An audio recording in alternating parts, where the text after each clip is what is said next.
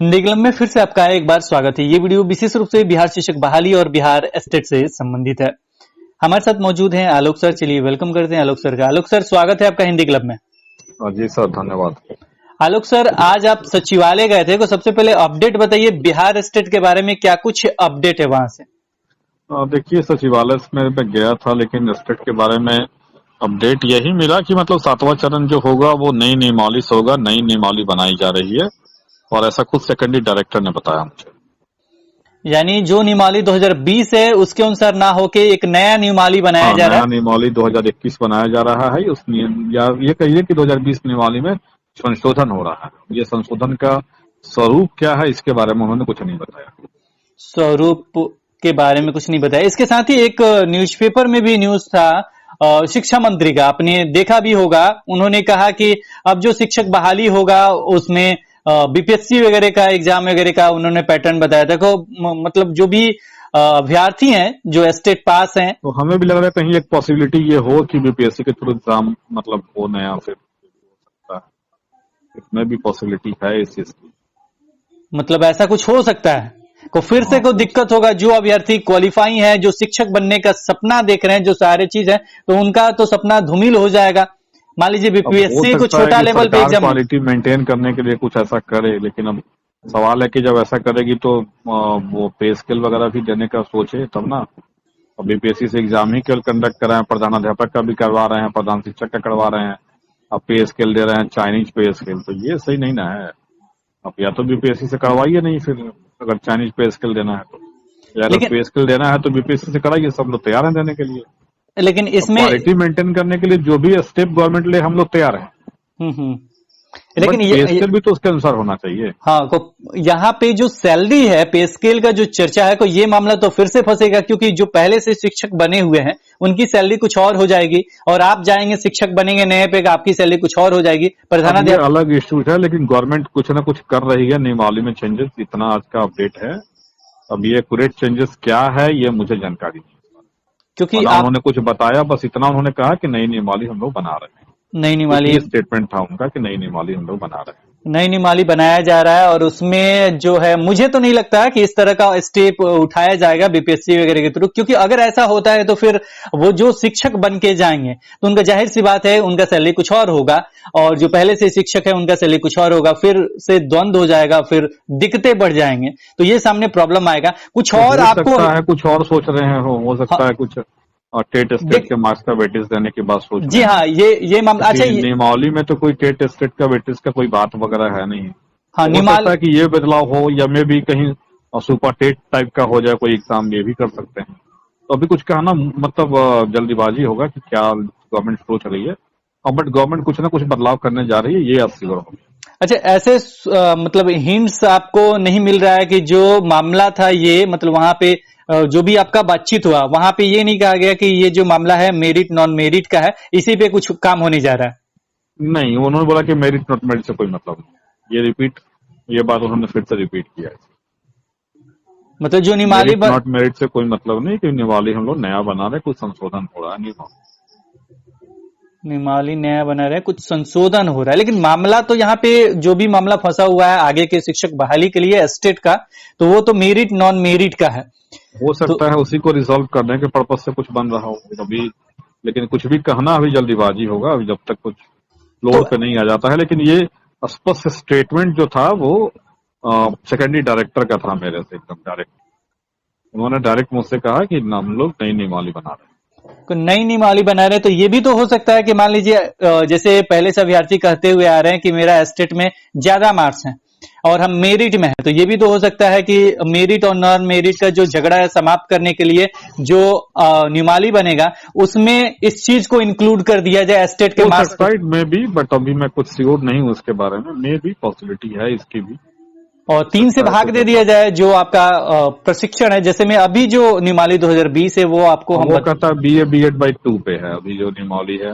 हाँ, बीए का total marks और साथ में जो भी आपने बीएड किया है वो, और बटा 2 दोनों का परसेंटेज है, मतलब टोटल मार्क्स का परसेंटेज आपका बीए का और जो भी आपने बीएड किया है उसका, परसेंटेज टोटल का, और दोनों जोड़ेंगे बटा 2 करेंगे, तो यहाँ पे मुझे लग रहा है कि इसका भी परसेंटेज लिया जा सकता है, यानी जो आपने इसमें मार्क्स लिया है भी पॉसिबिलिटी है ऐसा, but I am not very sure इसके बारे में। मैं स्टेट का मार्क्स जोड़ के तो नहीं हूँ, बटा 3 कर चेंजेज होने जा रहा है कुछ। अब ये नहीं, ये इतना कहना जल्दीबाजी होगा कि बटा 3 होगा, बटा 2 होगा, बट कुछ हो रहा है, कुछ हो रहा है, कुछ चेंजेज हो रहा है। मतलब अब क्या चेंजेज किस स्वरूप में हो रहा है ये कहना जल्दीबाजी है। कहीं सुपर टेट के स्वरूप में हो सकता है, मे भी कहीं वेटेज के स्वरूप में हो सकता है, मे भी कहीं की बीपीएससी के थ्रू एग्जाम हो सकता है। अभी कुछ कहना जल्दीबाजी होगा। को एक बड़ा न्यूज ये सामने आ रहा है और अभ्यर्थियों की धड़कन एक तरह से तेज हो गया है, क्योंकि नया एग्जाम होगा तो समझिए कि मतलब अगर बीपीएससी के थ्रू होगा तो उनका स्किल भी अच्छा खासा होना चाहिए, अगर नहीं होता है तो फिर कोई मतलब नहीं रह जाता है एग्जाम देने का। अच्छा, यहाँ पे एक और चीज अपडेट आपसे जानना चाहते हैं, ये कब तक आने का संभावना लग रहा है, कब तक मतलब आ सकता है? अभी तो कब तक होगा ये, क्योंकि बना रहे हैं वर्ड उन्होंने यूज किया था, बना रहे हैं यानी बन रहा है। अब ये बनेगा, अभी पास होगा तो कम से कम 1 आध महीना तो लग ही जाएगा। और वैसे भी ये लोग तो 7वां चरण की बात कह ही रहे हैं कि जनवरी में करेंगे। जनवरी से पहले एटलीस्ट जो भी इनका नियमावली होगा उसको संशोधन कर देंगे ये पहले। हाँ, जनवरी से पहले मेरे ख्याल से अभी बन रहा है तो कुछ दिनों में बन के क्लियर हो जाना चाहिए। अब और आपके सामने अब क्या होगा देखिए, हो सकता है कहीं इंटरव्यू ला दे, नई शिक्षा नीति में इंटरव्यू है, कहीं ये ला दे, कुछ भी कर सकता है। अभी कुछ कहना जल्दीबाजी होगा, क्या होगा।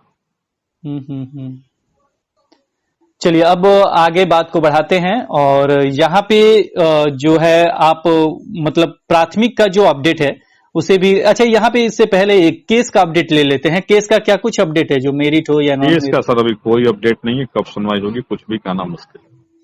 यानी कोई अपडेट नहीं है केस के लिए, आपको इंतजार करना होगा। केस का क्या होगा ओके, अब यहाँ प्राथमिक के बारे में अपडेट जानना चाहते हैं कि जो प्राथमिक का जो आपने देखा होगा प्रमाण पत्र सत्यापन की चर्चा हो रही थी। प्राथमिक का जो अपर मुख्य सचिव है उन्होंने कहा कि मतलब ऐसा प्राइमरी डायरेक्टर को बोला जाएगा कि वो टाइम बाउंडेशन कर दे कि 1 महीना के अंदर पूरी जांच पूरी हो जाए, 1 महीने के अंदर। हाँ, और 3rd राउंड का जो उन्होंने बताया कि 3rd राउंड में जो अब नियोजन इकाई बचा है 3rd राउंड में उसका वेटिंग हो रहा है, चूंकि अभी जो इलेक्शन कमीशन है वहां से कोई रिप्लाई नहीं आया है। इलेक्शन कमीशन को फिर से ये लोग रिमाइंडर भेजेंगे कि भाई हम लोग क्या करें, 3rd राउंड करे या ना करे। तो जैसा उनको इंफॉर्मेशन वहां से मिलेगा उसके अकॉर्डिंग एक्ट करेंगे।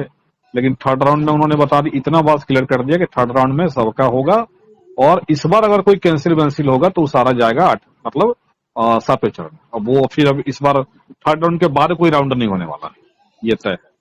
यानी जो अब होगा राउंड, उसके बाद कोई भी राउंड नहीं होगा, वो फाइनल है, नहीं होगा। जैसे मान लीजिए अभी जैसे 2nd राउंड में बहुत जगह कैंसिल हुआ है, तो कैंसिल होने वाला का 3rd राउंड में होने जा रहा है।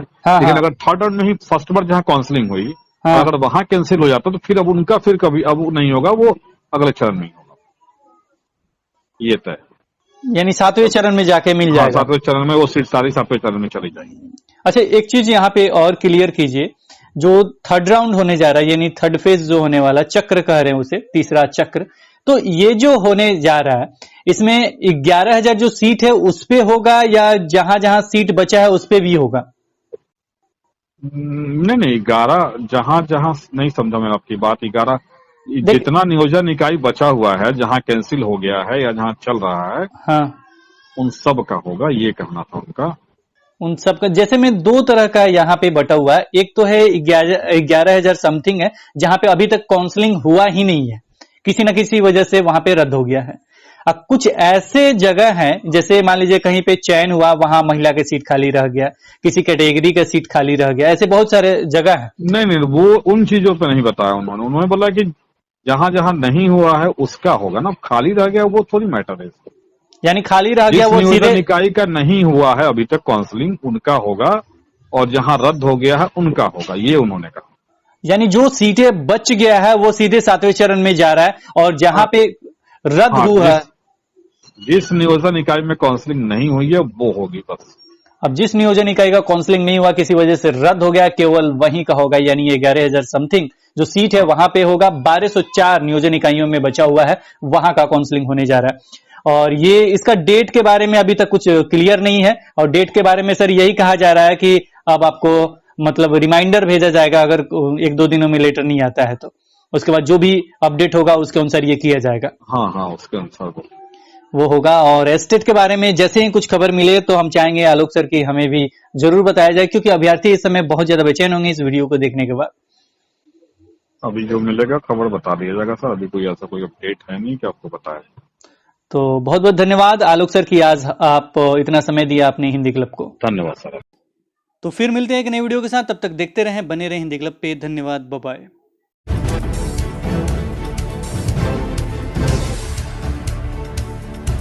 सब्सक्राइब कीजिए हिंदी क्लब को, दबाइए इस बेल आइकॉन को ताकि हमारा वीडियो आपको मिले सबसे पहले। शेयर करें अपने दोस्तों के साथ ताकि वो भी इसका लाभ उठा सके। ये सब बिल्कुल फ्री है।